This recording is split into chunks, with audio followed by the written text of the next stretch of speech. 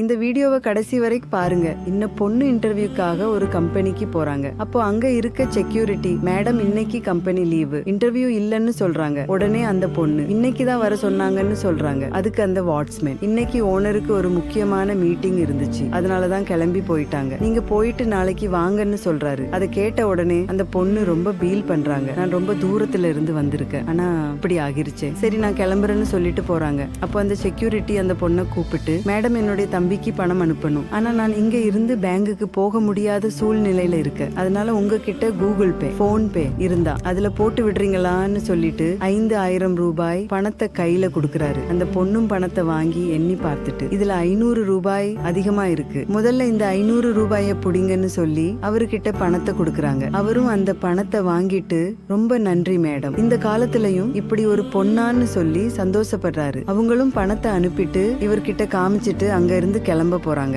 அப்போ திடீர்னு அங்க இருந்து ஒருத்தர் ஓடி வந்து, என்ன சார் என்னுடைய ட்ரெஸ்ஸ போட்டிருக்கீங்கன்னு கேக்குறாரு. அப்போ அந்த பொண்ணு, இவர் எதுக்காக சார்னு கூப்பிடுறீங்கன்னு கேக்குறாள். அப்பதான் அவரு சொல்றாரு, இவருதான் இந்த கம்பெனியோட ஓனர்னு சொல்றாரு. அதை கேட்ட உடனே அந்த பொண்ணு ஷாக் ஆகிட்டாங்க. அப்பதான் இவரு சொல்றாரு, என்னுடைய கம்பெனில வேலை செய்யறதுக்கு நேர்மை ரொம்ப முக்கியம், நீ ரொம்ப நேர்மையான பொண்ணா, உண்மையா இருக்க, அதனால நான் உன்னை செலக்ட் பண்றேன், நாளைக்கே நீ கம்பெனில வந்து ஜாயின் பண்ணிக்கலாம்னு சொல்றாரு. அதை கேட்ட உடனே அந்த பொண்ணும் ரொம்ப நன்றி சார்னு சொல்லிட்டு அங்க இருந்து கிளம்பி போறாங்க. நேர்மையான நபர்களை தேர்ந்தெடுப்பதற்காக இந்த கம்பெனி ஓனர் செய்த செயல் உங்களுக்கு பிடிச்சிருந்தா இந்த வீடியோவுக்கு ஒரு லைக் போட்டு கமெண்ட்ல சூப்பர்னு கமெண்ட் பண்ணுங்க.